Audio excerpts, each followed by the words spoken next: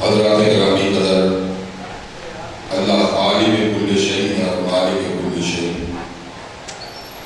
ہر چیز کے خالق اللہ ہے۔ انسان سارے جمع ہو جائیں ایک مکھی کو بھی نہیں بنا سکتے، اور مکھی بنانا تو بڑی دور کی بات ہے۔ اگر مکھی کھانے کی کوئی چیز لے ہوئے تو اس سے واپس نہیں پلٹا سکتے۔ اللہ تبارک و تعالیٰ نے ہر چیز کو پیدا کیا۔ اللہ نے حیوانات کو پیدا کیا، اللہ نے نباتات کو پیدا کیا، جمادات کو پیدا کیا۔ اللہ تبارک و تعالیٰ نے ذی العقول مخلوقات کو پیدا کیا، فرشتوں کو پیدا کیا، جنات کو پیدا کیا، انسانوں کو پیدا کیا۔ جتنی مخلوقات جنات اور انسانوں کے ماسوا تھی، اللہ نے ان کو حساب و کتاب کا مکلف نہیں بنایا۔ ان کی زندگی ہی ان کی زندگی تھی، اور ان کی موت کے ساتھ ان کے معاملات کو منقطع کر دیا گیا۔ وہ بعض روایات کے مطابق اگر کسی سینگ والی بکری نے کسی سینگوں کے بغیر بکری کو مارا ہوگا تو قیامت کے دن اس کا بھی احتساب کیا جائے گا، لیکن اس کے بعد ان کو فنا کے گھاٹ اتار دیا جائے گا۔ حضرات گرامی قدر، فرشتے جنات اور انسان سے اس اعتبار سے جدا ہیں کہ ان کے یہاں پہ نفس مار نہیں ہے، ان کو بدی کی طرف راغب کرنے والی کوئی تحریک اور داعیہ ان کے اندر موجود نہیں ہے۔ فرشتے احکامات الہی کے پابند ہیں، اللہ تعالیٰ کے حکموں کے تابعدار ہیں، اللہ جیسے ان کو حکم دیتے ہیں ویسے ہو کر گزرتے ہیں۔ لیکن انسان اور جنات یہ دو ایسی مخلوقات ہیں جن میں بدی کا داعیہ بھی موجود ہے اور نیکی کی صلاحیت بھی موجود ہے۔ اللہ تبارک و تعالیٰ فرماتے ہیں اِنَّا هَدَيْنَاهُ السَّبِيلَ اِمَّا شَاكِرًا وَإِمَّا كَفُورًا۔ اللہ نے اس کے راستے کی سمجھ دی کہ ہدایت کا راستہ کون سا ہے، اور اس کے بعد اب اس کی مرضی ہے ہدایت کے راستے کو پڑھے یا کفر کے راستے کو اختیار کرے۔ سورہ بلد میں ارشاد ہوا أَلَمْ نَجْعَل لَّهُ عَيْنَيْنِ وَلِسَانًا وَشَفَتَيْنِ وَهَدَيْنَاهُ النَّجْدَيْنِ۔ اللہ تبارک و تعالیٰ نے دیکھنے والی آنکھیں بھی بنا دی اور بولنے والے لب بھی بنا دیے، اور دائیں اور بائیں گھاٹی کا فرق بھی اللہ تبارک و تعالیٰ نے سمجھا دیا۔ حضرات گرامی قدر، اللہ کی بڑی متنوع قسم کی صفات ہیں۔ اللہ علیم بھی ہیں، خبیر بھی ہیں، بصیر بھی ہیں، اللہ علی کل شیء قدیر بھی ہیں، اللہ فعال لما یرید بھی ہیں، اللہ مالک الملک بھی ہیں، اللہ وحدہ لا شریک بھی ہیں۔ اللہ جو چاہیں جب چاہیں جیسے چاہیں فرما سکتے ہیں۔ اللہ تبارک و تعالیٰ کے سامنے پوری کائنات جواب دہ ہے، اور اللہ کسی کے سامنے بھی جواب دہ نہیں ہے۔ اللہ نے یہ جو بزم ہستی کو سجایا، نظام کائنات کو بنایا، اس کا مقصد کیا تھا؟ بہت سے لوگ اپنی عقل کی وسعت کے باوجود اور تجرباتی اور مشاہداتی علم کے باوجود، یعنی سائنٹیفک ترقی کے باوجود، اس حقیقت کو پانے سے قاصر ہے۔ یعلمون ظاہرا من الحیات الدنیا وہم عن الآخرۃ هم غافلون۔ وہ دنیا کے ظاہر کو تو سمجھ گئے، لیکن حقیقت حال کیا ہے، انسان کی زندگی کے بعد کے احوال کیا ہیں، حقیقت معاد کیا ہے، حقیقت برزخ کیا ہے، حقیقت حشر کیا ہے، حقیقت جنت کیا ہے، اور حقیقت دوزخ کیا ہے، وہ سائنٹیفک ترقی کے باوجود اس کو جاننے سے قاصر ہے۔ اس لیے کہ عقل جو ہے اس کا دائرہ کار محدود ہے۔ عقل ہوا سے ہمسا کی رہنما تو بن سکتی ہے، لیکن عقل ہدایت اور گمراہی کے درمیان فرق کرنے کے لیے کفایت نہیں کر سکتی۔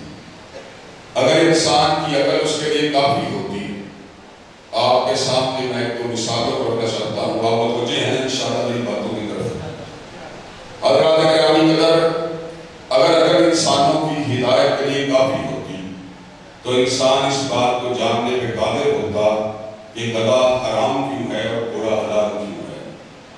گھوڑا بھی چارہ کھاتا ہے، گدھا بھی چارہ کھاتا ہے، گھوڑا بھی بار برداری کے کام آتا ہے اور گدھا بھی بار برداری کے کام آتا ہے، لیکن عقل انسانی میں یہ صلاحیت نہیں کہ وہ گھوڑے کی حلت کا فیصلہ کر سکے یا گدھے کی حرمت کا فیصلہ کر سکے۔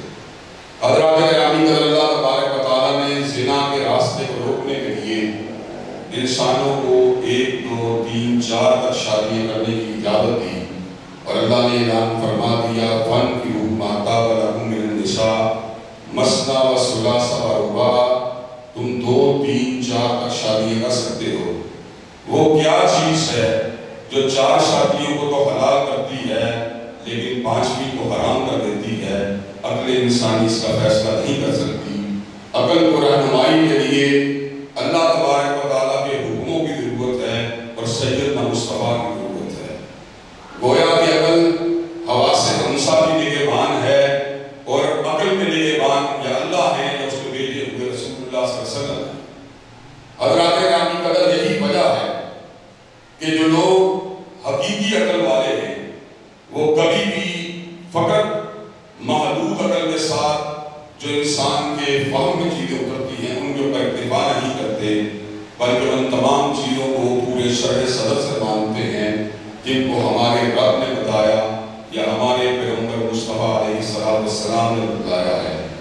حضرات گرامی قدر، بعض عقل پرست ایسے ہیں جو قرآن مجید کو نیچے رکھنا چاہتے ہیں اور عقل کو اوپر رکھنا چاہتے ہیں، اور ان کا یہ باطل استدلال ہے کہ عقل کو ہمیشہ سے وجود ہے، جبکہ قرآن مجید 1400 برس قبل نازل ہوا۔ حضرات گرامی قدر، وہ لوگ اس طرح کی باتیں کرتے ہیں کہ احادیث کی ان باتوں کو تو مانیں گے جو عقل عمومی کے اندر آ جاتی ہیں، لیکن ان باتوں کو تسلیم نہیں کیا جائے گا جن کا احاطہ عقل نہیں کر سکتی۔ غامدی صاحب اور ان کی قبیل کے بہت سے لوگ اسی وجہ سے حضرت عیسیٰ علیہ السلام کی دوبارہ دنیا کے اندر آمد اور ان کے نزول کو تسلیم نہیں کرتے۔ حضرات گرامی قدر، جب ان سے سوال کیا جائے کہ آپ یہ بات بتلائیں کہ کیا کسی عورت کے گھر بغیر شادی کے بچہ ہو سکتا ہے، تو عقل عمومی یا عقل عامہ اس بات کا جواب یہی دے گی کہ ایسا ہونا ممکن نہیں۔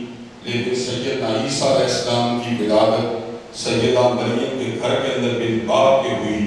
اگر آپ غامدی صاحب اور ان کے قبیلے کے دوسرے لوگوں سے سوال کریں کہ آپ اس بات کو تسلیم کرتے ہیں، تو وہ یہ بات جواب میں کہیں گے ہاں ہم اس بات کو اس لیے تسلیم کرتے ہیں کہ اس کا ذکر قرآن مجید میں آیا ہے۔ حضرات گرامی قدر، اگر قرآن مجید کی آیات بینات کو عقل کے اوپر حاکم مانا جا سکتا ہے تو یہ بات بھی ہم علی بصیرت کہہ سکتے ہیں کہ حضرت رسول اللہ صلی اللہ علیہ وسلم کی احادیث طیبہ کو بھی عقل کے اوپر حاکم تسلیم کرنا ہوگا۔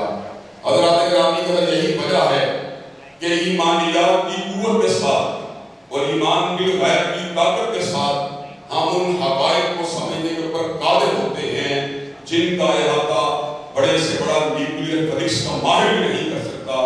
حضرات گرامی قدر، نیوکلیئر فزکس کا ماہر سیل کے اوپر تو غور کر سکتا ہے، اس خلیے کی کیفیات کے اوپر تو غور کر سکتا ہے، میٹر کی حقیقت کو تو سمجھ سکتا ہے، بگ بینگ کی تھیوری کا تصور تو پیش کر سکتا ہے، لیکن وہ تصور جو عقل انسانی کو اتنا بلند کرتا ہے کہ اس کو اپنے خالق کا پتہ دیتا ہے، وہ فقط فزکس کے ماہر کے بس کی بات نہیں۔ اللہ نے اس امر کا اعلان فرما دیا، ان فی خلق السماوات والارض واختلاف اللیل والنہار لآیات لأولی الالباب الذین یذکرون اللہ قیاما وقعودا وعلی جنوبہم ویتفکرون فی خلق السماوات والارض ربنا ما خلقت ھذا باطلا سبحانک فقنا عذاب النار۔ جو مومن و مسلمان ہوتا ہے اللہ کے ذکر سے جب اس کے دماغ کو، اس کے باطن کو، اس کے دل کو روشنی ملتی ہے تو کائنات کی تحقیق کے اوپر غور و فکر کرنے کے بعد وہ اس حقیقت کو پہچان جاتا ہے کہ کائنات کو بنانے والی ذات اللہ کی ذات ہے۔ اس وسیع اور اس کائنات کے اوپر غور کرنے کے بعد جب وہ اپنی حقیقت پہ غور کرتا ہے تو اس کو اپنا کچھ بھی نظر نہیں آتا، اپنی بے بذاتی کو پہچان کر اور اپنی ذات کی کم مائگی کے احساس مطلع ہونے کے بعد اور اپنے اعمال کی کمزوریوں پر غور و فکر کرنے کے بعد اس کی زبان سے الفاظ